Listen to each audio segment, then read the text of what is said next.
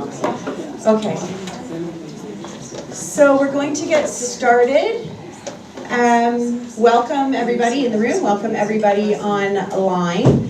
For those of you who don't know me, my name is Natalie McLeod-Schroeder. I'm a faculty member here in the College of Sciences, and it is my privilege today to introduce our visiting professor, our visiting lecturer, Katrina Ann Portiki Bryant. Okay, here we go. Waitaha Kati Mamoe Kai Tahu. And Ms. Bryant has been a practicing physiotherapist since 1994. As an Indigenous physiotherapist from Aotearoa, New Zealand, Ms. Bryant is interested in incorporating original Maori rehabilitation techniques into modern day treatment. She is driven to address equity for Maori accessing relevant, engaging, rehabilitative and preventative services. Ms. Bryant is the Associate Dean Maori and lecturer at the University of Otago School of Physiotherapy, supporting the university's Maori student access, Maori strategic framework, and kaupapa Maori research. She is also involved in research led out of her tribal entity, Te Runaga o Ortako, and To Riti 2, an exercise program for aging Maori, which means by Maori for Maori. There you go. And so, Katrina, welcome. Yoga. Oh, here, I'll give you this. Thank you very much. And I just want to say tanze, buzu, nana buzu, wachia, ha, bonjour, hello, tēnā koutou. Thank you very much for having me today. I'm really excited to be here. This has been a long time conversations with Reg, so I want to acknowledge Reg Urbanowski and Jackie and of course Leanne for all the hard work in getting me over here.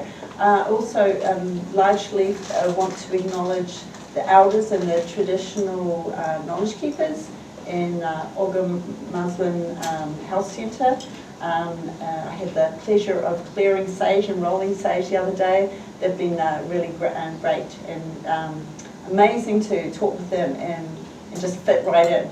So that's great.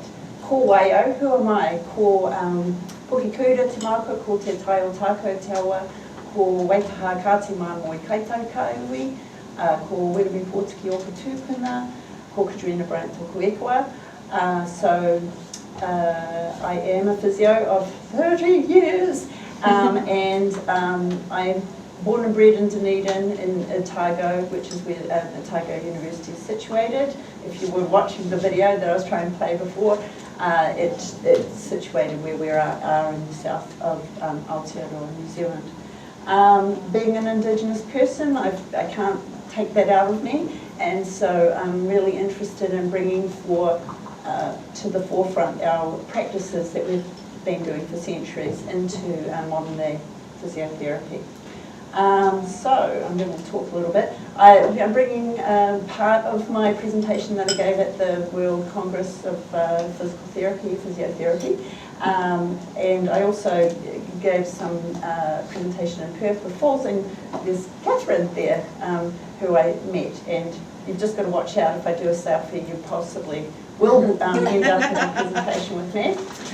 The first person I actually did meet, landing in Manitoba, in Winnipeg actually, I went down to the Forks and there was this Indigenous fella talking and we just instantly clicked, and this is Clayton Thomas who showed me around a little bit, so that's fantastic, and got to know some of the similar things, issues that we share. He's been to Aotearoa. Then I went to the Museum of Human Rights, and what the heck, he's actually got a whole presentation, and I'm like, well, that fella's funny. So there was a video that I had there, but basically he was saying that we just all need to show courage about speaking the truth, and so I've just taken that and I'm going to have the courage to come and speak some truth, so hopefully you can hear it from me. But I do want to say I'm not here to tell you how to indigenize things. I'm actually just explaining my experiences. So I'm coming from my experiences. I am by no means in any way want to step on the toes of the Indigenous people that you have here. They're the people how to tell you how to do it. I'm just going to speak from my experience. So please know that. We do have a lot of similarities. So I will talk to our perspectives and perhaps they'll connect with Indigenous perspectives here. We'll talk more to that. So I do want it to be a bit of a self-reflection moment. We'll have moments where we will stop, and I'm going to ask you to, if you're at home on Zoom, then talk with yourself. Turn and talk to a partner and have a conversation. There's some weird questions that I've put together. It's kind of a weird presentation, but that's all good. So I want to look at the meaning of value. What is the meaning of Indigenous? And why we should value Indigenous perspectives in the health curriculum and in research. I'm also here to establish relationships, and so that's always a good thing. So it does. I want to start actually with you having a bit of reflection on what does value, what does the term value mean to you? I've said 5 minutes, but I'm going to talk well too long, so I'll give you a couple of minutes to have a bit of a conversation. Maybe if you want to reflect on yourself, write some notes down for yourself about what things do you value, and how do you describe your way of thinking or the way that you see the world. So just take a couple of minutes, please. Self-reflection.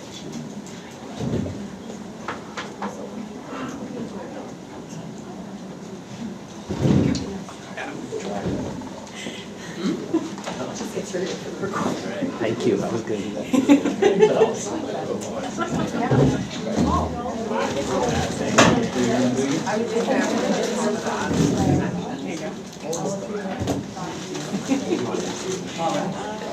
Just so we can see your pictures. Yeah.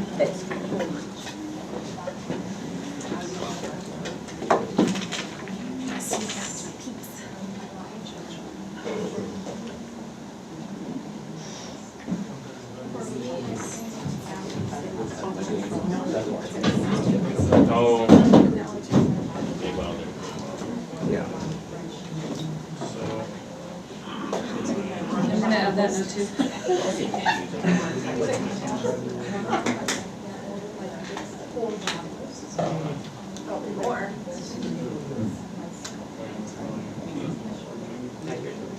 Sure. I have a mic here, so if they want to use it, then ask them to go and grab the mic.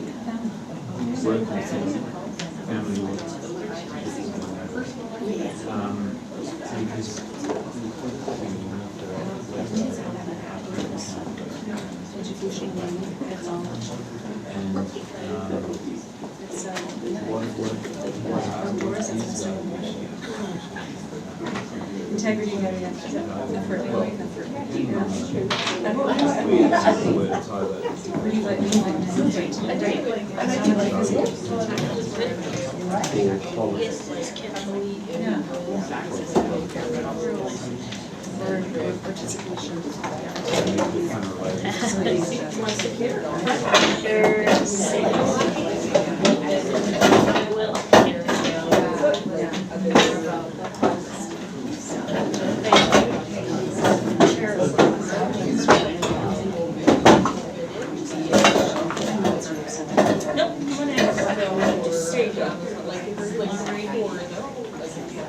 It's not my words. Right. Can people hear me? And just in the, I'm so sorry, I wish, have we got an hour and a half for this lecture? So, okay, so that's good actually, that's longer. I thought I only had an hour, so. Does anybody care to share what they talked about?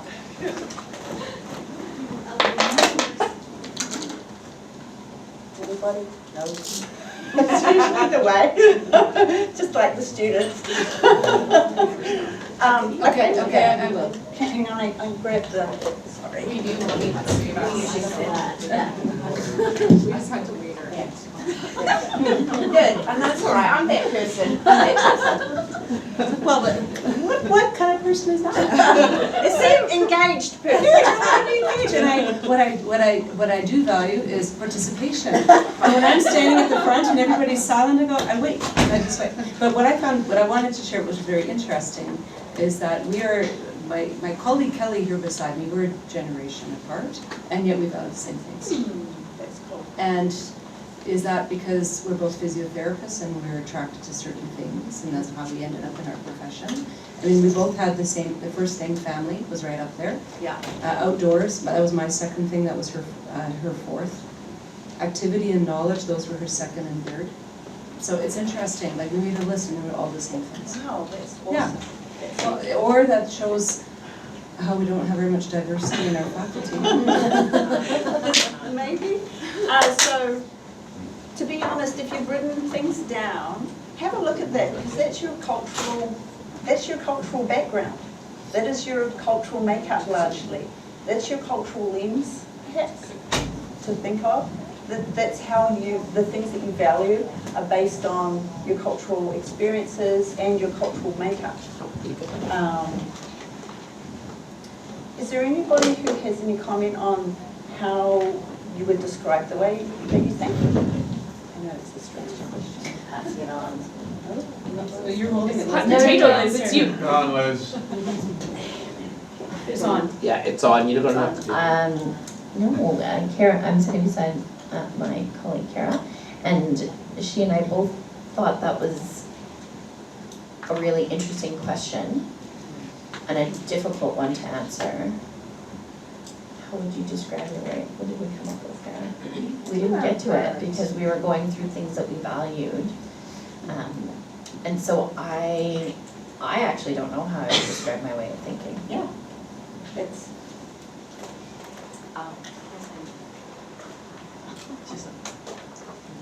Thank you. So we also were quieter on this question in our group. So I'm not speaking on behalf of our group so much as just something I thought of, is that I think that for many of us in the room, we haven't had to describe our way of thinking before. And so that's why it's hard to put the words to it, because it's always kind of been assumed as natural, and so we haven't had to put words around it. So I think that's why a lot of us are like, oh, I've never thought of that before. well, I thank you for your comment, because I think that's probably about right. So I'm just going to put up some things. So the things that you value obviously depend on the context in which lens you're looking from, but that is your cultural background and how you see the world, how you navigate, how your value system depicts how you explain things. All right.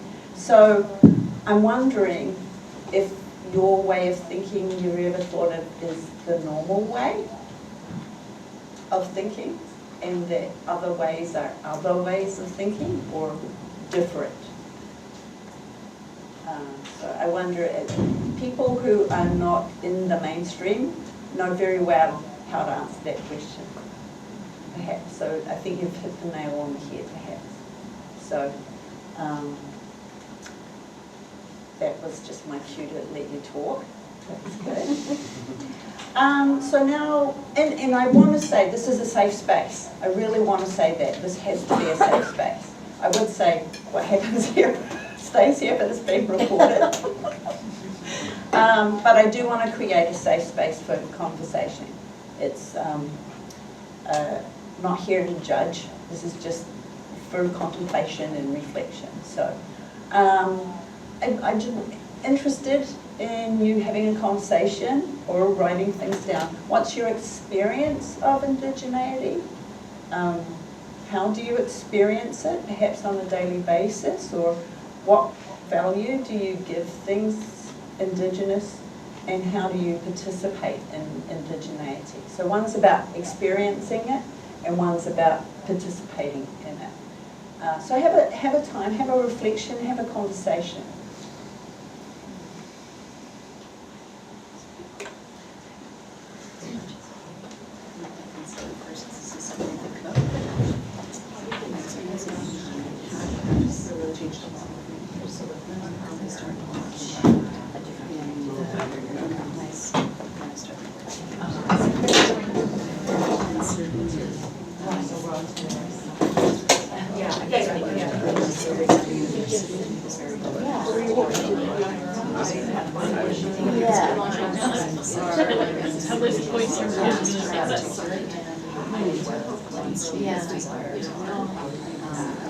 My experience, they're very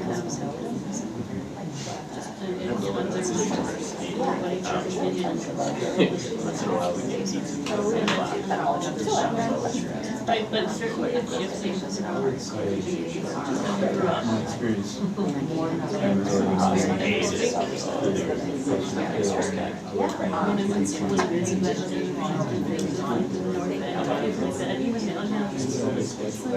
I know. And then learning that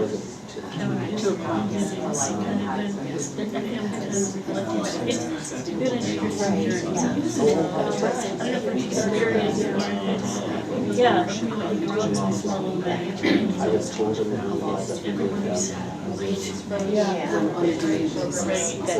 pretty much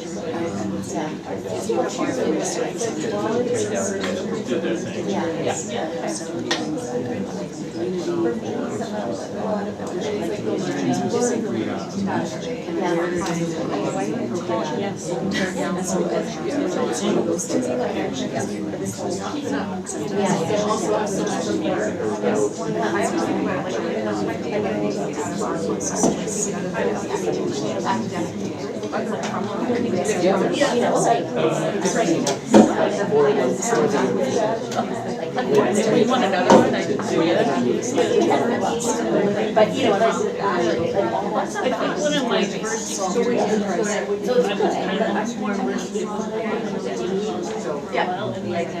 hospital really. I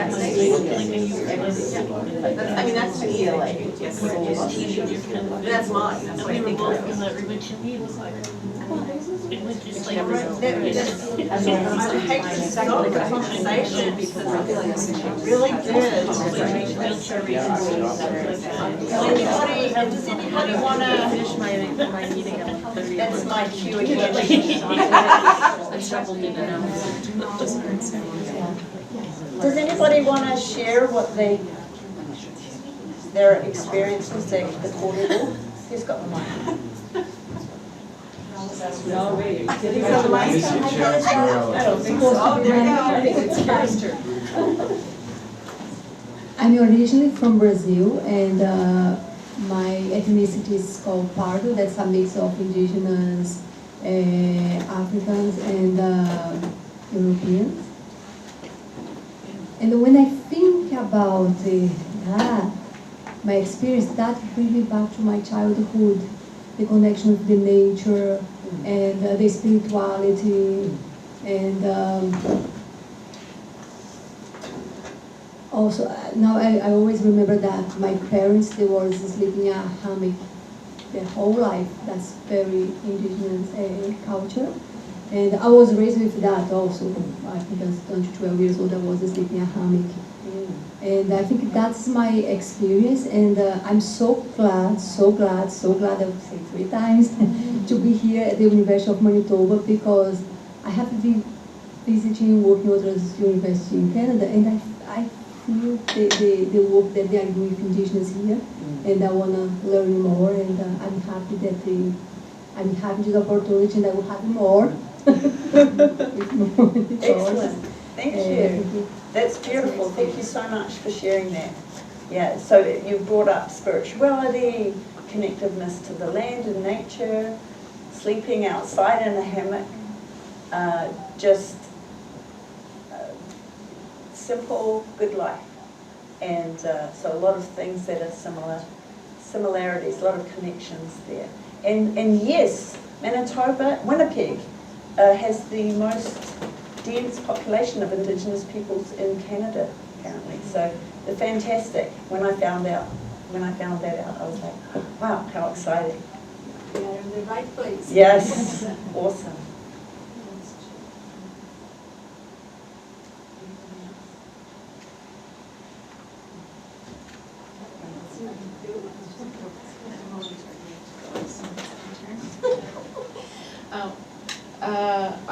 I'll start with the value part because I think as a white settler, I value our First Nations views in Manitoba around holisticness, around connecting with nature, trying to live in harmony with nature. And so in my everyday experience of indigeneity in terms of trying to learn more, that's really a focus in my personal life as well as my work life, is to learn more about that. And so my everyday experience really is about constantly thinking about my thoughts and asking myself where they're coming from. Is there another way to think of something? So I think over time with learning, that's my experience now, is always thinking about how I'm thinking and what and questioning where that way of thinking came from. Awesome, that's really great. I just need to end my lecture now, that's exactly it. Just thinking, going to the next level is to what the why is. Yeah, why, the many ways of thinking, not the other ways, but the many ways of thinking, and the why we're thinking things, why other people think, act and think.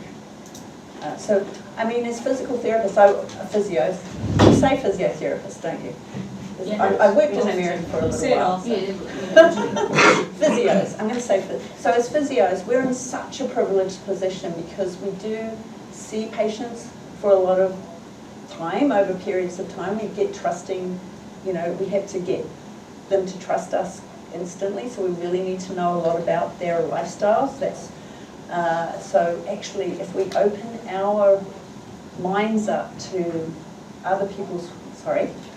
many people's worldviews, then we can learn a lot about the human condition. We're so privileged. It's a real privilege as a physio. So I say that. Take your time to learn about other people's perspectives, because it's an amazing opportunity. So Indigenous, to state the obvious, Indigenous peoples are the peoples of that land. Their culture and language does not exist in another place. It is grounded in the place of that land. So this connection to land, the connection to land is much deeper than just that, but there is a connection to the place in which they live. There is no other place. They are not other people. They are the people of this place. So their thought way, their thought process, their philosophies are not other. They are the mainstream. So for us in Aotearoa, there are 80 tribes. We are tribal people as well. So when people asked us, they tried to group us as one, who are you? We are the normal people. We are Maori. Maori means normal. We are the normal people. We are not the other people. As similarly here, the Indigenous peoples are the people of this place. We call Maori the tangata whenua, the people of the land. The people of the land. And so for that, as a health professional, we have a much more direct responsibility to uphold the health and well-being of the Indigenous people of the land in which we live. So that gives us that extra responsibility to do that. So that is one of our jobs. So with that, I might have sort of directed it. Here is some other curly questions. Why would you value indigeneity as a health practitioner, a lecturer, or researcher? Do you have times where you're not thinking about Indigenous things? Do you think about non-Indigenous things? Like, for instance, do you call yourself non-Indigenous? Or do you call yourself European or do you call yourself treaty people? I'm just going to pose those weird and wonderful and wacky questions and let you have a conversation again.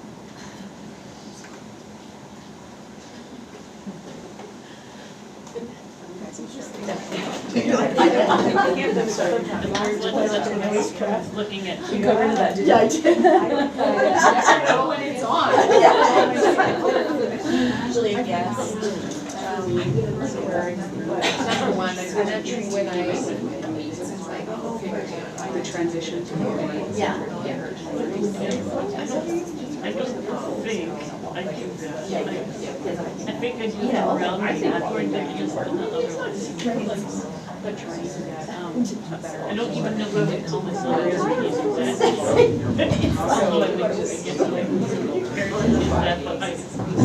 Yeah, I never use the phrase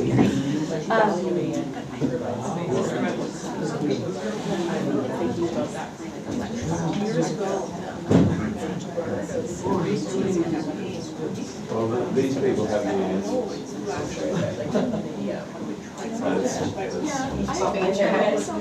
like that, we need to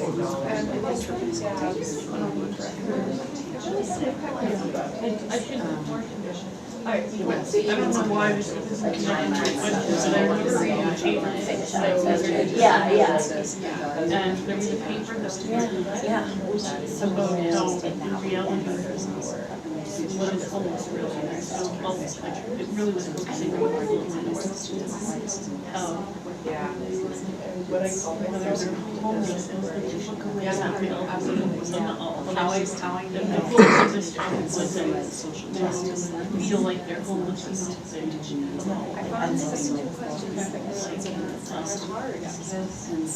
and then kind of speaking to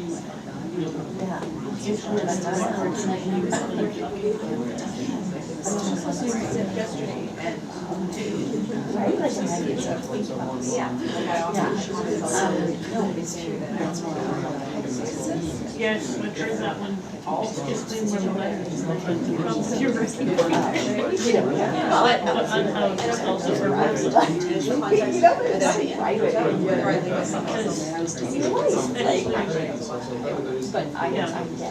the symbols have hidden sometimes they have a root in it. So it's sort of different degrees maybe of vibration. You know, I think that's maybe where the rough but it kind of makes me think of the connection between choosing people in the land. That really is like when you think about it, is it like and the percentages are just like that's interesting. And is it really because there's unrest or something that there's the people in the land who don't really liminal identity. I don't like the way it is. It's not. Yeah. And even like all my you do it good job always. It doesn't matter. One article just keeps on saying that one things, and it was where they were doing these things first, but then but they wanted to have their family just All right, I'm going to bring it in. Lots of great conversation, I'm really appreciating it. Is there anybody who would like to, talk to that?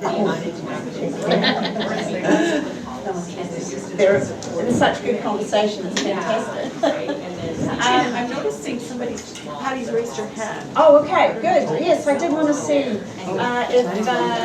if somebody online, please, that's good, somebody's raised their hand. Hi Patty, kia ora. Hi Katrina. I appreciate these questions. I actually have a question in return, if that's okay. So I'm saying, well, I've got a question. yeah, you're inviting reflection. So Yes, that's good. On that last question, do you think about non-Indigenous things and you put or treaty people? And I've sort of been thinking about that because in the notion that we are all treaty people,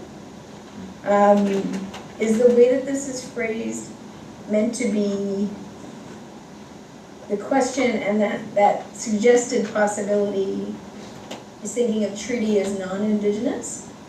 Or is there something else you're prodding us to think about that?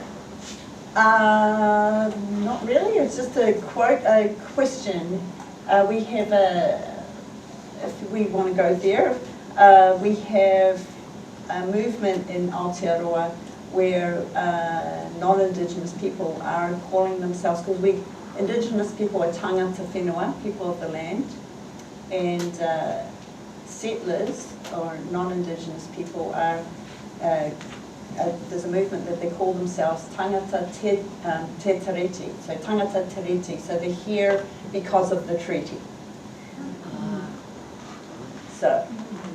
Thank you, because I that's not language that I think that I've heard here for non-Indigenous folks using so thank you. Yeah, and the word, I think I've heard it here already said, but the notion of, like, I often use, like, I'm of European settler lineage or ancestry. I locate myself as a settler. Whether I should just say the word settler or not is maybe a good question in conversation. But yeah, thank you for these prompts. That's fine. Yeah, thank you for your question, online question.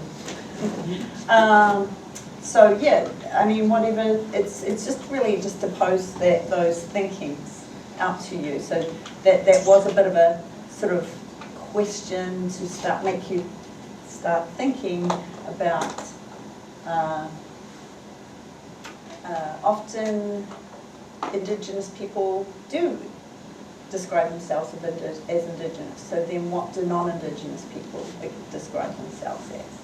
Is the conversation, I guess. And any pointers of why to value indigeneity as a health practitioner or lecturer or researcher beyond what I kind of directed in the last slide?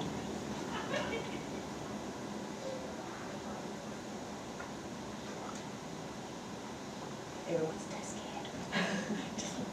scared. Anything? All right. Well, we'll go through. Again, I just want to say that our ideas of thinking, our Indigenous ways of thinking about wellness tend to be very similar. I mean, here are the models. Here's what we teach Te Whare Tapawhā, which again I could talk a lot about. That's our whare, our marae, and the 4 walls of health being te taha tinana, so physical health, te taha hinengaro, which is the mental health, te taha whānau, which means your connectedness and your relationships, and te taha wairua, which is your spiritual health, which also can be your connectedness to this place in your place in the whole world and point of things, the purpose, and how you navigate that and how you navigate being part of nature, I guess. So if we look at an Indigenous model that's been presented from here, you can see that it's a very similar thing, that family is, taha whānau. Whānau means family. It centres the person as a self, but it also centres the person in community with the spirit, emotions, body and mind. So very, very similar, like with the family and their community and their place in that. I've actually designed a model which I'm going to be talking to with the students, so hopefully you can come to that too. I really would like faculty to be able to come to that in terms of a model that you can use, another model to do subjective examinations. So this idea of well-being in Indigenous peoples across North America and Aotearoa, the systematic review, again pulls up the points of that holistic collectivist ideas of health and well-being. So it's about the well-being of your community and your people rather than an individual well-being. It's heavily shaped by the environment, and again, so that importance of the collectivists and the cultures and communities and tribes, a very, very similar idea of well-being. So we've been here for thousands of years. There have, of course, been rehabilitation practices that we do that have got us to survive all of these years. They didn't come around in the past 150 years. We were warring people, we were traveling people, we were very transient. We had our own medicines that we use. We had massage and mobilization techniques. We used hot and cold. There were a lot of ways that we practiced rehabilitation and exercise. Neural mobilization. There's a lot of things that we were doing that kept ourselves fit and healthy because we are so transient and moved, we were only as strong as our weakest link. So we had to keep everybody active and well.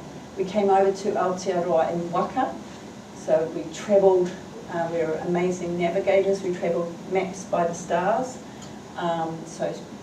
we were scientists, and we also travelled, navigated Aotearoa by foot a lot. I can't talk to the Indigenous practices here, but I'm sure that there's plenty, because they've been here for longer than Māori were. So we have a history of it's said to be 2,000 to 6,000 years, depending on who you're talking to, of tangata whena. We have that history of where our ways were the normal ways in the mainstream. And then colonisation came about, and we've only had 180 years of colonisation post-treaty, where our ways have shifted into more radicalised ideas. And there's similar things happened in this country, except they've had a much longer history. New Zealand was the last lands to be inhabited by humans. So the Indigenous First Nations people here have had a very long history of 15,000 plus years of being on this land. So they've got rehabilitation techniques, no doubt. And a much shorter, well, a bit of a shorter time of colonisation than Aotearoa. So the historical impact on Indigenous knowledge of colonisation, where the privileging and position of Western knowledge systems on top of Indigenous communities as the mainstream way of providing healthcare services has had a massive impact on our communities. The Lancet suggests that Indigenous people's ill health is one of the most urgent humanitarian issues in the 21st century. That Lancet provides evidence of Indigenous people who have suffered colonisation and land loss, having some of the worst health status in their own nations, so in their own lands. And this is true for rich and poor nations. So it's not a socio-economic thing. Moana Jackson is a Māori lawyer, a Māori academic, Māori extraordinaire. He unfortunately passed away last year. He has an incredible way of articulating things, and I'm not going to be able to explain it. I wanted to have a whiteboard explanation, but basically what he has here, it's a terrible photo of a grainy video that I have from 20 years ago of a presentation he did, where he draws a house and has the foundations of the house being language, law, education, health system, values, the economic base, which is the land, and resources. And we, as Indigenous people, had those systems. We had them in place because that's how we survived for so long. So we had those things in place, and what colonisation has done has shifted how the power to define what those mainstream systems are. And so when you shift that system and take those resources away, you now are prioritising Western perspectives of those things. And that has led to some of these disparities that we see. So what is another word for all of those systems? If you were to look at that and you were looking at that in terms of health, what are those things? Determinants of health. Thank you. So when you shift those systems, this is what impacts your health. When you've shifted the power and the way to define those things, you've shifted the power of the determinants of health. And so those determinants of health now will suggest that people that are outside those systems will suffer from poorer health outcomes. And of course, this is what we see in Aotearoa. Type 2 diabetes, this is mortality rate. So this isn't just, this is people that are dying of these mortality rates. So 7 times higher for diabetes in Aotearoa. 5 times higher for rheumatic fever. And I have rheumatic heart disease. 3.5 times higher for COPD. Cardiovascular diseases, they're passing away at 2.3 times higher rate. Stroke at 1.5 times, cancer as well, and accidental deaths. So these are all things that physiotherapists can have an impact on. This is, I did find something. This is the 2006 census from Canada. So similar things. This is what I was talking about. My 3-year-old, I'm very hopeless. I hate signing things with my finger on a keyboard. I look like a 3-year-old. But anyway, this was my best attempt, believe it or not. So there's similar rates of that Indigenous people. This is people living on reservations that have at least whatever data they have managed to collect. So there's higher rates in accidental injury deaths, 1.4 for chronic respiratory diseases of the heart, 1.4 times. Diabetes, which should not be something that is causing death, much higher rates.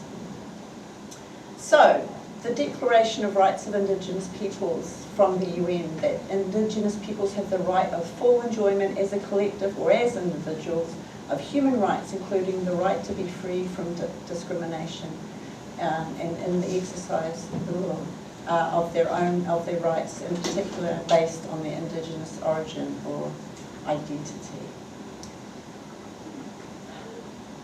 This is a photo of my great-great-great-grandfather, Wiremu Pōtiki, and he was a rangatira or a chief, and he was one of the signatories on the Treaty o Waitangi. And close to his death, he only spoke Māori, te reo Māori.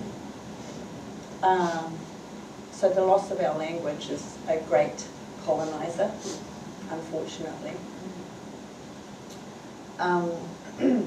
But he looked to the treaty for our rights and remedies. He thought when he signed he was going to be a similar level as a judge, as a magistrate. But he, on his deathbed, he was just sort of mentioning his disappointment at the broken promises of schools and also education and of hospitals. So, so our health inequities, our Ministry of Health has identified that the disparities between Māori and non-Māori are the most consistent and compelling inequities in health, differences which are unnecessary and unavoidable, unfair and unjust. There's a new history of dehumanizing Indigenous peoples as a result of impacts of colonisation and transfer of power and resources. So I wish this was still the case. This was when I first presented it for Reg. This was our Minister of Foreign Affairs, and strong wahine Māori. She wears the moko kauai, and she was talking about how we can broaden our, deepen our links with our Indigenous peoples, and of course Jacinda Ardern was in power, who's done such a great job. Unfortunately, and I hate to say it, I don't even want to bring up the next slide, but our government has shifted towards a very harmful policies. In fact, this is our new Minister of Foreign Affairs, still Māori, but Winston Peters, unfortunately, coming up with some really anti-Indigenous rhetoric, and also our Minister of Health, also Māori, Shane Reti, who has made some abhorrent changes to, well, predictions of change to our health system, which are really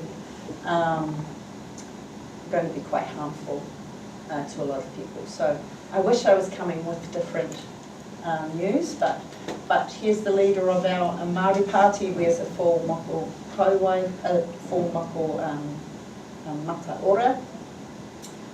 So there've been quite a few protests and uprising. We're not going anywhere. Of course, in this country, there's some things that have come about in terms of that have brought forward this idea of truth, reconciliation and justice. So treaties as well. So the misfortune of having residential schools for about 100 years has had a big impact, so I understand. In fact, 3 people that I've talked to have been impacted by that, and I've only talked to a handful of people. I've only been here for 5 days. Actually 5 people. The 60s scoop, which is sad, and discrimination across those determinants of health. And of course, you'll all be aware of the Jordan's principle and those sorts of things in the meeting. So there are movements, I hear. So I turned on the TV and there was a fellow talking about the CMA apology. So I was like, okay. A person I was just talking to today said he was anxious before that. It was a bit triggering for him. He wasn't sure how that was going to go. But I think it's a step in the right direction. It's the action needs to come. And I do have there was a TV thing while I was preparing this last night, and I was like, oh, I videoed it, so we'll see if we have time, because that answers the question, not me. Okay, another reflective question. You haven't left yet, haha, you're stuck in here, having to do self-reflection. So why is valuing Indigenous perspectives in health curriculum important, and what do you think may be some issues or points that you could put in the curriculum that would support Indigenous perspectives? I'm going to let you have a conversation.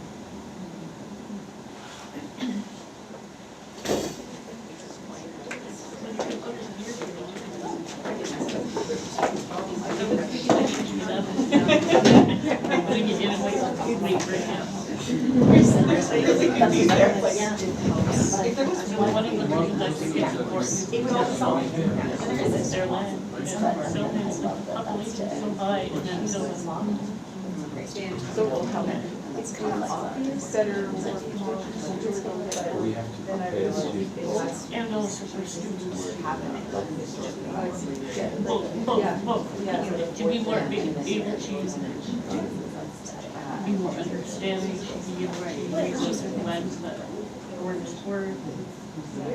People, I know that each community is different, right? Like, I think that's the one thing that we need to be careful of, that we're not teaching all. Can I please hand the mic to you? Yeah, so we'll go to the I think in general, it's always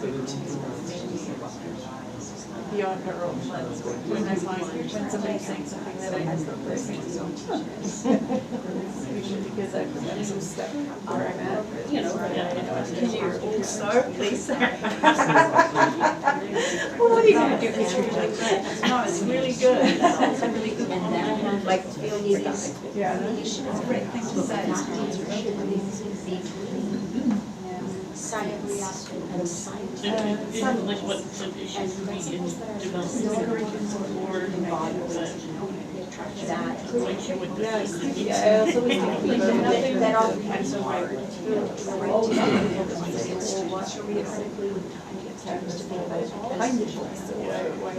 And I said, I have questions. catering, what I But it was this thought process of, so I think you're saying. But it's just, I have this, for me, and I think when you have I understand the consequences, I understand the time. because I think people try to use But I it for want them to be what's happening. all the time. I don't think we've still had I like that one.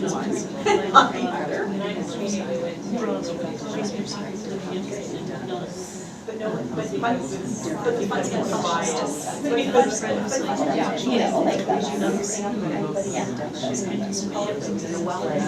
like that's the piece, like, oh, this is the big pharma concept. Is that what we're doing? And it just goes, this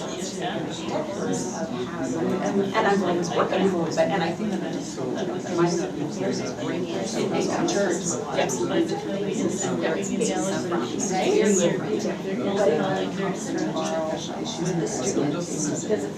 You know, like, But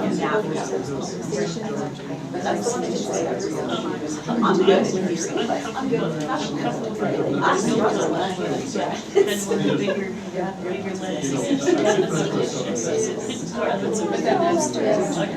I think I'm gonna bring the mic around. I mean, right now, Some good points here. But I don't want to make people feel like you don't just hold You don't need to track me. Don't? We're okay? Because I'm just going to go around the room. I want to start here because I'm so sorry to put you on the spot. What did I say in the beginning? I'm trying to remember what I was talking about. Oh, yeah, okay, sorry. So one of the things that we were chatting a bit about was how we need to remember that not all Indigenous peoples are the same. So pan-Indigenous, I think was the term that you were saying. Yeah, that's a really good point. Tribal differences, it's just not a sweeping thing. So you have to use your taringa, your ears. You have to, like, not just apply a model. To be honest, these models, they're not for our Indigenous people. They're for health professionals. Yeah. They're not to be swept on top of our Indigenous people. These are models of care for everybody. We learn Western models of care for everybody, so why can we not apply our Indigenous models of care for everybody? They're actually quite ethical if you look at them. So, thank you so much. And then you made a comment too, and I can't remember. I was just commenting on how sometimes I find myself, when I'm struck that somebody's thinking about something entirely differently, I realize, oh yeah, that's because I'm bringing my own Western lens, or there's something that's got me stuck. And so the value of considering a different focus, and the Indigenous focus in the case we're talking about today, is getting unstuck or recognizing the stuckness. Thank you. That's a real thing, right? Feeling stuck, like you're stuck in a system that's already been defined. And so, pushing the boundaries is the job, pushing the boundaries. had some good conversation. I want to say, Yes. I do want to say something. I think that having graduated from physiotherapy more than 35 years ago, Oh, a little bit really? older than you maybe, I don't know, that there was such a focus on the biomedical model when we graduated in the 80s. And valuing Indigenous perspectives in health curriculum, the first part of the question is so important because I think as we're trying to facilitate learning in our next generation of healthcare providers, trying to bring that holistic perspective for everybody, I think that Indigenous perspective is a way of articulating and bringing a language to the different parts of someone's health and well-being that everybody can benefit from, our learners as well as future healthcare providers. So it's something about that basic valuing. What might some issues be? We've been tackling a lot of issues over the years, whether it's the healthcare systems, Jordan's principle, Kairos blanket exercise, land-based teaching. We've been trying to integrate those things over the years across the curriculum. I think one of the things that I personally still struggle with is the physiotherapy students that we have are still very much focused on the body and biomechanical solutions. And how do we prepare them for caring for people with intergenerational trauma without suggesting, oh, refer to social work? What is our role? And we know there's so much literature on how intergenerational trauma can manifest itself in chronic pain, where we do have a role, but why do some people respond to your treatments and others don't? So how do we try to unpack that for a learner who is perhaps in their 20s and doesn't have so much life experience, but not to negate their experiences at all, I don't mean that either, but how to bring that into the curriculum when we are challenged with having enough time to learn anatomy, physiology, and the biomechanical approaches, but when trauma is so important for so many people, and the newcomer generation, newcomer folks to coming to Canada, so much that we need to unpack and try to figure out how to integrate into our curriculum that we can as physiotherapists address within our scope of practice that can help bring healing to people. I mean, it's hands, right? But it's not just hands. Thank you. Thank you so much. So there was another faculty that I met with around the curriculum, and there was a similar, it was like she was really nervous to ask a question. I'm so glad she did. She was like, well, the models and everything are really beautiful in that, but the reality of when we see a patient, maybe an Indigenous patient, and they're angry and she said they spit at you, like she's had people spit at her, and then you're trying to apply this beautiful model and so my thing is to say for those students, if there's anything you take from today, it's about empathy, having empathy for a person's positionality because of the product of colonisation. So if the students can learn about colonisation in the process, they may not all get it. They may have an aha moment when they're 35 years down the track. But if you plant those seeds, that's what you have to do. Yeah, talking about the impacts of colonisation and having empathy and what we say aroha. So definitely having the ideas of the impacts of colonisation within your curriculum early in the piece and threaded throughout is helpful. And but there's lots to unpack on that. I hope that's helpful. Did that kind of answer your question a little bit? A little bit? Not really? A little bit, but we'll chat more later. Yeah, let's do that. It's a big subject. Yeah.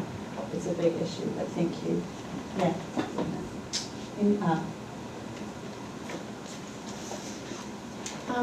I think one of the places that I struggle, and so just for some context, is that I white Eastern European heritage, but am privileged to work with a number of First Nations communities where I am kind of the bridge between the university and the community to learn about health and well-being.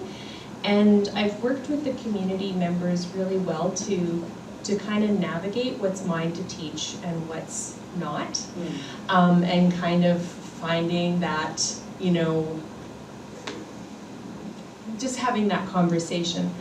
However, when we look at what we're like in the classroom, like our reality is, like in the Department of Occupational Therapy, we are a predominantly white women of a certain age, socioeconomic strata, you know, and for the majority, you know, healthy, like, you know, we tick a lot of privileged boxes.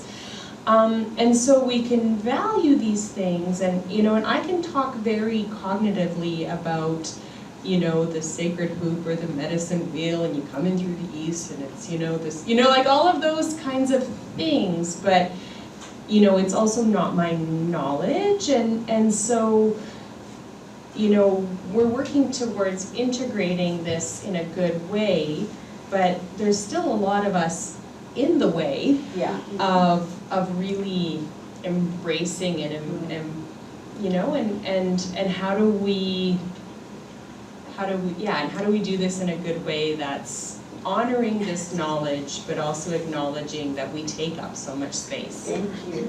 You already answered your question. You answered your question. Summarize it for me. Can you give it to me in a bullet? We need to support and uplift our Indigenous students so they can become leaders, and then we can step out of the way. So step out of the way. You already know it. It's just you're like, oh, we've got to teach this, and we just feel awkward right now. Yeah. A little white fragility. Yeah. It's good to sit in that for a bit and just know that Indigenous people sit in that all the time. So sit with that and just experience it. Maybe we're impatient for these changes to happen faster than they are. Yeah, it is going to be a period of time. But the conversations are the first things, and then the action from it, and supporting, you know, having community be valued as teachers, because they hold the knowledge. They may not have a PhD, but they definitely have enough for about 7 PhDs perhaps. There's the barrier. But I think that comes down to like just university barriers around. Yeah, sorry. Sorry, I was just saying, the barriers of larger institutions of saying, you know, how do we bring in folks that don't have their master's or their PhD to be an instructor?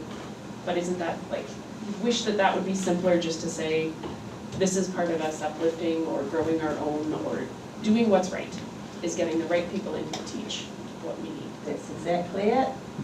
You're answering your questions. That's what I was hoping for. It's awesome. Really well done. I'll put stuff up there. Some more. Great. Thank you. Okay. So, Indigenous people involved in all the levels of curriculum planning and delivery. You're teaching on land, you're teaching in communities. That really means about building relationships and keeping them. So building the right relationships with the right people in the community. And that's not a in and take and leave. That is about an ongoing relationship that has to have reciprocity, has to have give and take. Yes, and embodying that, valuing and prioritising Indigenous perspectives of well-being and those impacts of colonisation. So having empathy, unpacking those unconscious biases. As somebody from community in Aotearoa said to me, jeepers, unconscious bias, what else? What? Any other thing that an academic will admit to that's unconscious? I was like, oh, that's a good point. Yeah, so once it's conscious, then you have to sort of, it's not unconscious anymore. Yeah. Yeah, so then this whole idea of equity, and you've probably seen this slide, is like hashed out. So in other words, it's not about being equal, it's about, you have to put more in the box to get the equal, you need to get more juice in the pack to get the equal outcomes. So you've got to put more emphasis into getting those equitable outcomes. And it's for everybody. Every health professional needs to pick up this baton. This is where we are paid. That's our job. That dollar sign is to remind me to say this. It's our job. I know I'm preaching to the converted here, but it's our job. We're paid to do this. The patient's, not the patient's job to conform to our thing. It's us to conform to the patient. We're paid to do this. Yeah, they're not paid. It's health care. We're caring for them. Yeah. So it's not their job to conform to what we do. So this is a funny thing. It's not about reflecting the problem back onto the person. And I don't know what this guy's thinking. I don't know. I must be old if this is cool, because that's not cool. It might be a post-COVID thing. I'm not sure. It's fogged up. So we've got to talk about Indigenous student success too. So we've got to promote that. And as I say, I've just realised doing this, I take a lot of selfies and they do end up in my presentation. It's not the most glamorous way of actually having a photo of yourself, but anyway. So these are some, just last week before I came, actually the day before I came, we had a noho marae, which is stay on the marae or the longhouse with our Māori students and just hanging out, feeding them. And then the week before that, we were at the National Physiotherapy Conference, and we had students there, and we had a great time. They were really great, actually. And then there's another ex-student of mine who's now also working with me, for me, doing her doing her PhD, and he's a second-year student at this time, doing some biomechanics research with our Aoda Māori, doing a great job, and because of that I took him to another conference for my sins. I'm on the National Association of Gerontology, so anyway, went to that, took him with us, and it was his first conference and he was just so elated. So just taking our students with us, you know. So taking our Indigenous students with us if we're going to be talking about Indigenous perspectives or whatnot. Promote them to see they can be in the field, they can be professionals, and they can still be Indigenous peoples as well, and thrive. So Indigenous perspectives in health research. So there are validated methodologies, research methodologies. In Aotearoa, it's called Kaupapa Māori Research Methodology. It's a validated methodology of at least 20 years. Here is Linda Smith, who's the grandmother of this. That was a photo from a wee while back. She's now not, her hair colour has shifted. I could speak at length, so I'm not going to get into the details of this, but just to say it is a very good way to conduct research. Okay, another reflective question. I think it's the last, so we're on the home straight. Why is valuing Indigenous perspectives in research important? And what do you think might be issues or of not doing it, I suppose? Have a talk around between yourselves.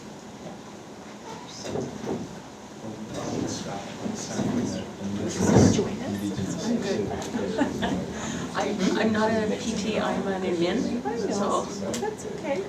I'm good. Thank you. It took me a long to realize that we're just blending in over there. I know. That's okay.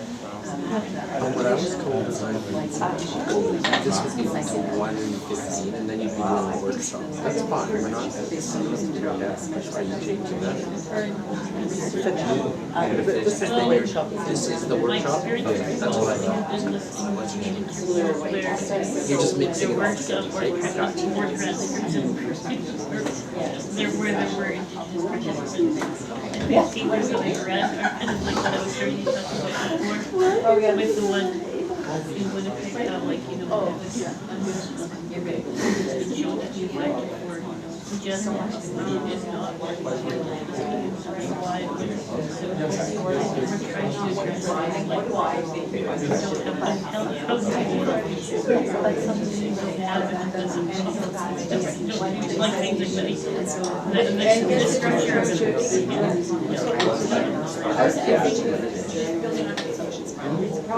Trying to understand what like those allow the discussion.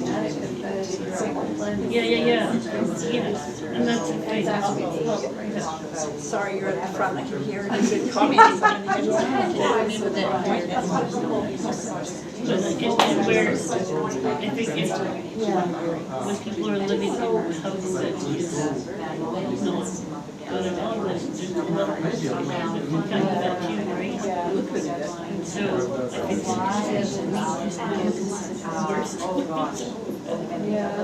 but I don't know, it just to me just I don't know, like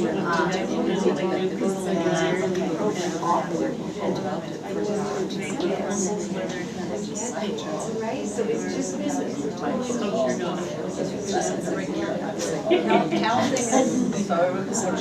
Yeah, so I like that's kind of my research area. But I don't feel like I as a white settler that could right your research because I feel like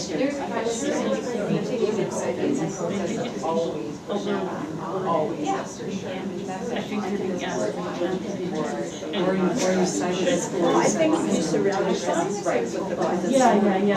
I know like during a PhD that's way easier when I get there. Yeah, just so important, like, I mean, so I know I'm not but I mean, that's something that is standing up to this big picture. I mean, that's really and something Get that right. In Manitoba, I guess 90% of children being in care and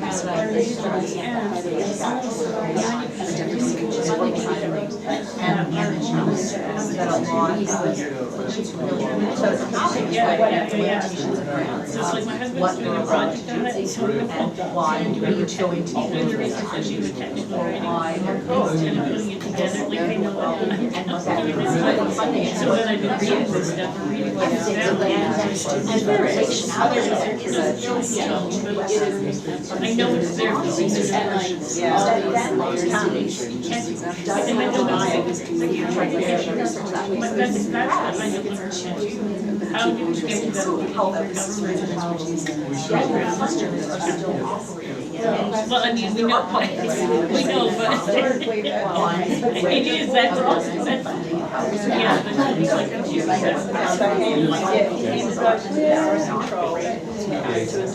which I think they're trying to do, like the whole thing is now is that now we're looking at what are the resources. Like what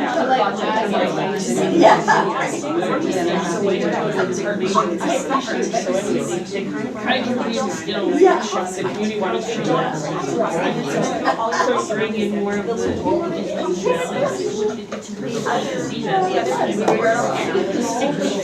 so it's like I'm not doing that. Reading about it. I actually wonder, as it's more and more my work that I wonder, will be indirected in the future? But my husband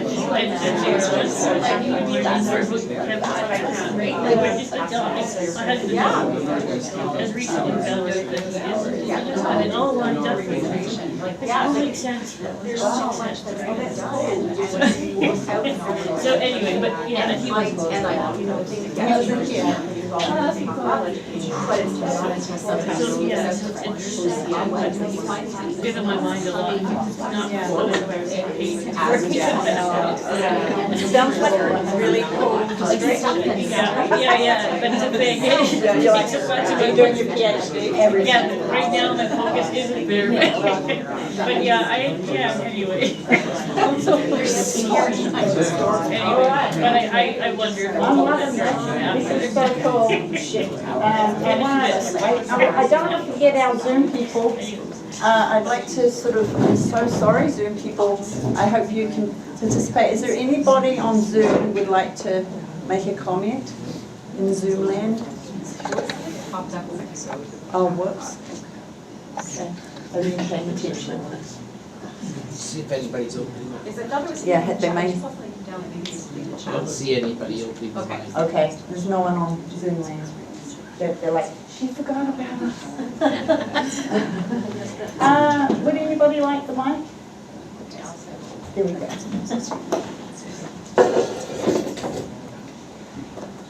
We talked about a number of things in our group, so I'll only present a sliver of that. My colleagues can fill in. But one of the things we discussed was the importance of collaboration and research. So moving away, if we are really going to ensure that groups of people are identifying the questions that they want to explore and seek answers to, it's a very different way of approaching research as opposed to a researcher coming in and imposing a question that they think would be interesting or cool. So real collaboration takes a very long time. It does. So that you're with people. If you're really allowing the question to emerge from the group, it can take, 10 times as long as a typical situation where a researcher is coming in, parachuting in and imposing a question. And so that length of time bumps up against restrictions from funding bodies and from ethics approval processes when you need extensions. And that can just be really challenging, and how, just in my own experience, having to push back and say, we're just going to need a little longer, and we're asking if we can extend this deadline because it's just not possible within the timeframes that are typical. So that was one thing we talked about. Can I talk to that just really quickly? So that's really a good point, very good point. So my recommendation is make those relationships before you start your process.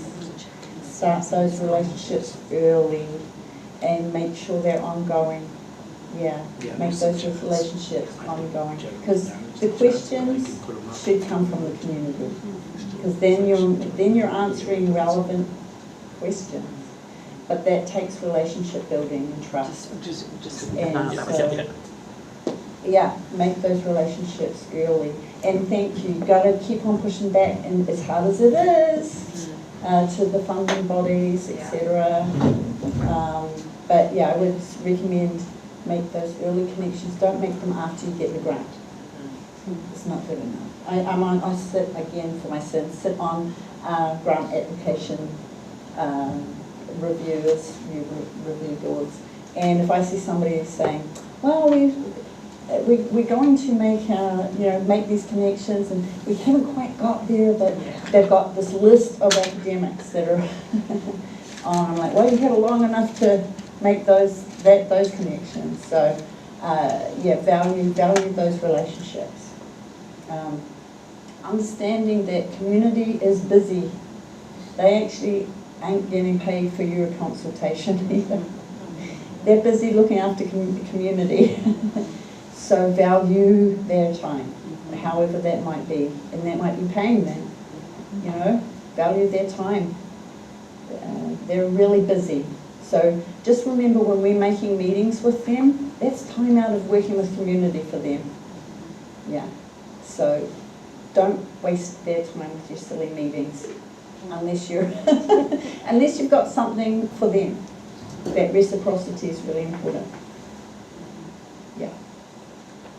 Cool. That was a really good comment. It takes time. Really good ethical research takes time. It is really time consuming, but it's really rewarding, and you end up with positive outcomes. But it does take time. It's not a quick in and out. Any other comments? I poor people at the front, I hear them, I'm like, oh, that's a good point. Anybody else? Sorry, I keep on pausing your mic. This is one that has popped up and that continues and will for a long time, is just much of the trauma that exists because of historically, really ethically poor research and the lack of reciprocity and, you know, how we use research and how Indigenous peoples were researched, you know, and how their knowledge was taken or how their you know, how they were studied as other, has that legacy of trauma and a lot of rebuilding of trust that often, you know, is a complicating, it needs to be addressed. It needs to be addressed in health research, because why would I engage with new? Because of how I have been treated, we have been treated historically. Get you to pass the microphone up, because you're going to love my next slide. I'm just going to get, oh, actually, I'll take it up to the front, because I think that was a really great point. And I think there was a point here about if we keep on doing the same, coming at it with the same lens. Oh, right. Sort of. Yeah, I can see building on what you just said, Natalie. If that's historically or where we're at, where collectively we're at, the benefit and the value of approaching it differently is that it brings a different lens, which is the only way to move forward. Yeah. Yeah. So, and then there was a comment about how do I do that if I'm not Indigenous? So it's about surrounding yourself again with good people. It doesn't mean you can't do it, but it should be Indigenous led. So it's about stepping out, stepping to the side and handing over that power. Yeah. Sorry, I'll get that to be handed back, and I'm going to ask somebody to put it up on the mic stand. Is there any other comments? Anybody? Katrina, Yes? I just want to look in Zoom and just see, because I think there were some chats, just see if there's anything to address or respond to. Can you, on yours, can you see I anything? think you have chats. See? Is there there? a chat at all? Is it down here? Was Larry close enough to help? Go to the top. The top? No, you're over. Oh, Yeah, there you go. There it is. It just every Thank you. pops down every once in a while. Thank you. I'm so sorry for the people in Zoom. So, should we start? Whoops. Sorry, maybe next time. Oh, whoops, sorry. Yes, That's okay. Good point. It's Sorry. okay, it happens. Yes, community engaged research does allow for the questions to emerge from people, which is the best way of doing it. Yeah, having those relevant questions that the community have. And yes, the project should at least start with a relationship, not just Indigenous research, but for, yeah. So as I say, these are great philosophies for ethical research.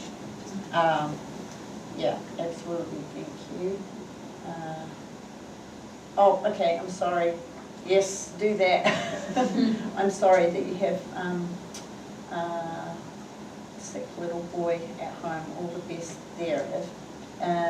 Is there anybody from Zoom still online and would like to make a comment?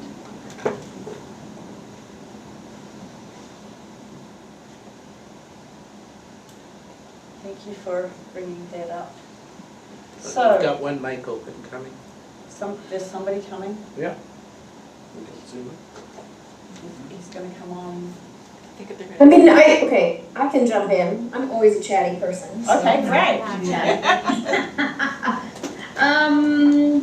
Some of the issues are, I think, in Manitoba, because we have so many different nations and so many different cultures. So some of those issues are the ability to work with one community versus multiple communities, navigating those kinds of relationships and ethics, which, learning how to work with one community is one thing, but learning actually how to work in good relations with multiple communities, it's not the same Yeah. across them. So, That's right. so I think, I mean, it's a time thing, but it's also a complexity thing. So I'll leave that there. No, it's a good That's comment. another issue. It is a good comment. Whilst we don't have huge language differences across our tribals, we do have differences in practice and beliefs and resources and all those sorts of things. So recommendation would be, not to make a sweeping Indigenous call, but maybe work with the community and have some solutions that are community-based, perhaps. And then they can be examples, perhaps, for other communities to do their own research for.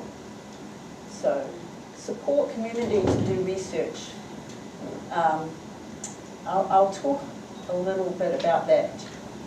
Okay, so I'll just look at my next. Choo-choo, here we go. Okay, so it's a reflection of, so Linda Smith is her quote. So research is often a dirty word for Māori, because it often only ends in the sort of negative depiction of our realities without having that empathetic lens of understanding colonisation, without a worldview of the people that are suffering those inequities, and without offering any solutions. That type of research is not helpful. We've got a plethora of that kind of research. So that type of research is about taking without giving. And no solutions, just getting your PhD, yay! Don't talk about us without us, because you're probably going to misrepresent us. So just have us with you.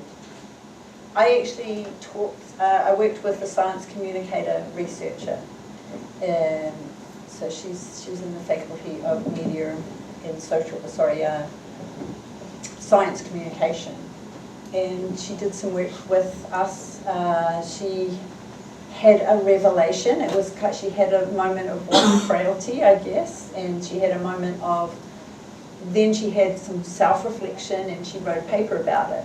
And she was like, I'm going to bring this to our science communication conference, world conference. And I said, oh, I guess I'll be coming with you. And she's like, oh, yeah. And so funded me to come, and she got accolades for bringing in the Indigenous person with her to talk about. And we did a conversation presentation. And it was much more meaningful. We did a conversation, everybody introduced themselves. And I did a karanga and called them in. And we had a conversation, and it was so meaningful. She got accolades for bringing the Indigenous person with her. So I would say do that too.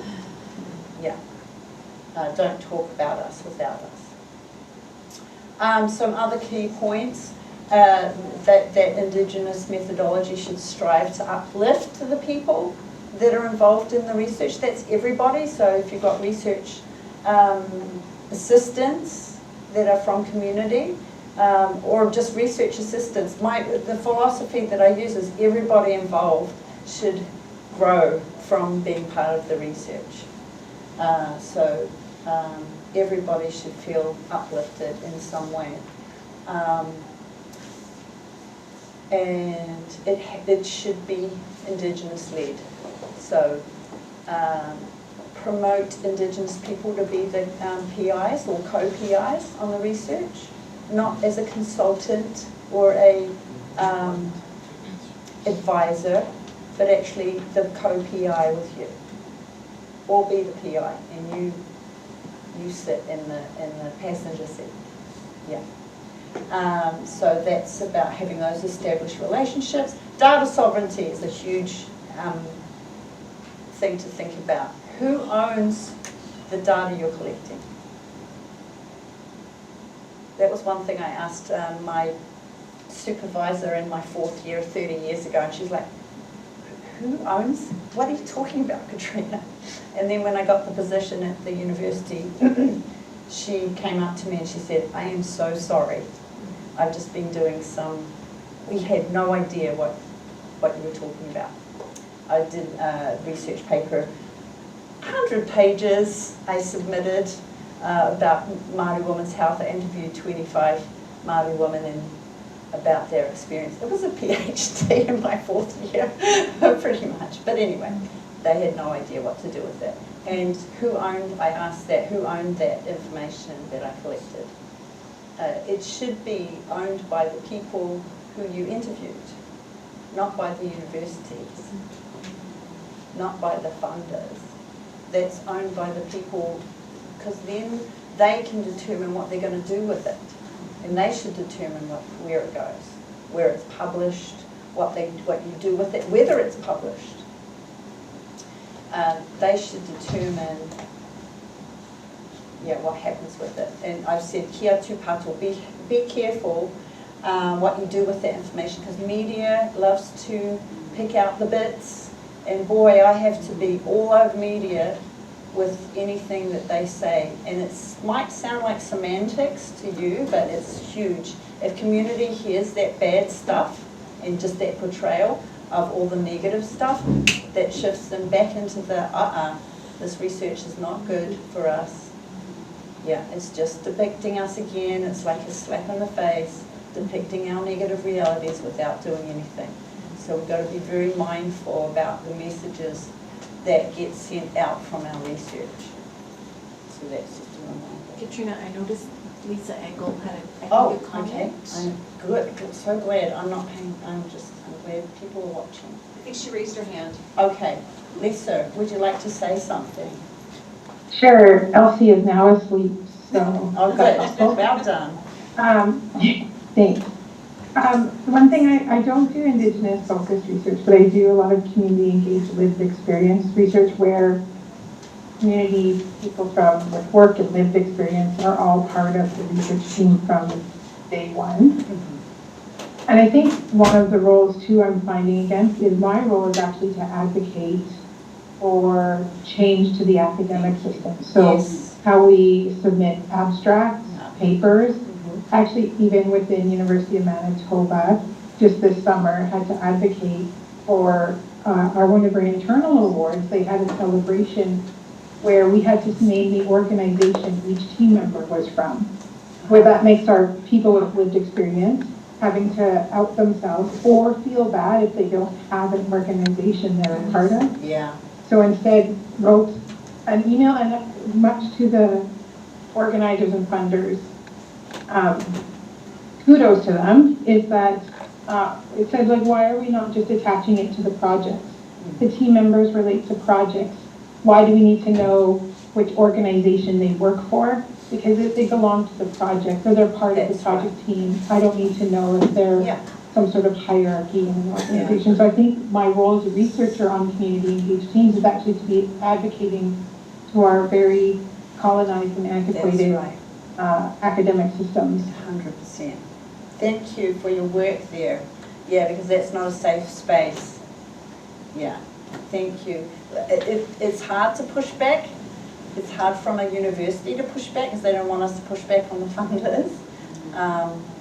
And so if you can do research for community and get the money coming into there, and then you can push back all you want. It's a bit easier. Yeah, that's what we've been doing. So thank you. Yeah, and you will be challenged by community. That's good. That's an opportunity. Don't smart from that. If you do smart, then just let it seep in, have a breath, sit with it, and then learn from it. And go back. If you don't go back just because you got a bit, ooh, that was a bit awkward, or I did something wrong, go back. That's you know, that will be noticed. Yeah, you're here for the long run. You're not, that didn't put you off, you learned from it. Yeah. Anyway, okay. Now I'm cognizant. Can I jump in? Sure. I guess I'm getting a little bit, I'm getting back to challenges. As the more we talk, the more I think about kind of what I find challenging is that, so I fully understand on the relationship building, and I appreciate the comment, keep going back, because that's actually always a bit of a question. Like, if that didn't feel like there was interest, how do you navigate that? So I think that's helpful feedback. I think the thing that I think about is that I'm often, and I talk about this in other contexts, is my next 6 months to a year is always booked. Always, like I'm always maxed out, and that's part of this institution, that it doesn't create space for lower or quieter times. Yeah. You'll always be asked to do more. You'll always be given more. Competence is rewarded with more work. And so that notion of like building relationships, and then when community is ready, it's time. Yes. I think one of my hesitations to really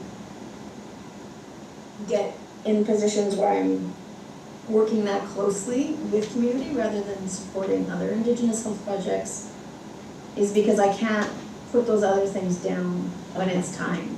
Yeah. Yeah. And so I mean, this might be a bigger conversation than we want to have right here, and I'm happy to take you over coffee, but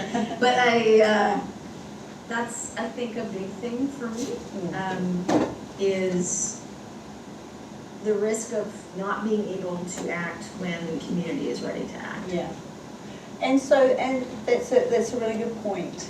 And so this is a lot of the reason why it's suggested that Indigenous research is Indigenous-led, because you will have those connections and you're ready to roll, perhaps, with community. And absolutely, I'm happy to talk more to that. Thank you for your comment. I'm just going to move forward. Oh gosh, yes. Now I'm like, oh boy. We'll get through what I can. So I just want to also bring up the point of using a deficit lens. And my lovely son made this on AI for me, and it was really hard because it kept on making the lens colourful and not the, but it's looking through the lens, that deficit lens, which is traditionally not an Indigenous perspective. I want to put it out there, at least in Te Ao Māori, we don't have a word traditionally for disability. It's not a thing, it's like what you can do, not what you can't do. So all of those things about disease, the focus is on well-being rather than disease or disorder or disability, all the disses. So shift towards a focus on well-being and shift away from the barriers to Indigenous peoples. We know that there's so much work on barriers for Indigenous peoples. We need to shift our research money away from that, because if you're asking those questions now, you're probably the barrier, I have to say. So we need to shift towards solutions. We need to shift away from thinking as clinicians of difficult patients, just that whole idea that the patient conforms to us. Remember, it's our job to conform to the patient. And so shift the gaze towards, rather than thinking what are the barriers for the Indigenous peoples, but what are the barriers for healthcare providers or institutions or universities to implement the plethora of recommendations of barriers to Indigenous people. So what are the barriers there for the shifts, and really shift it from difficult patients to difficult health providers, perhaps, because that's our job to make it work. So again, just busy community people. This is my favorite. This is the most intelligent woman in the world. One of my dear friends, and boy, she can tell me off like nobody else. Moana Wesley, she's the lead on our Tauriti 2 program, research physiotherapy program. She knows rehabilitation. She's not a physio. She has no PhD and no postgraduate, and no degree actually. Yet she's the most clever person I know. So I'm just saying that there's a lot of community people Here are two community people that I want to mention because they're wahine Māori, they work in health, they're actually both the deans of the medical schools in Dunedin and Christchurch.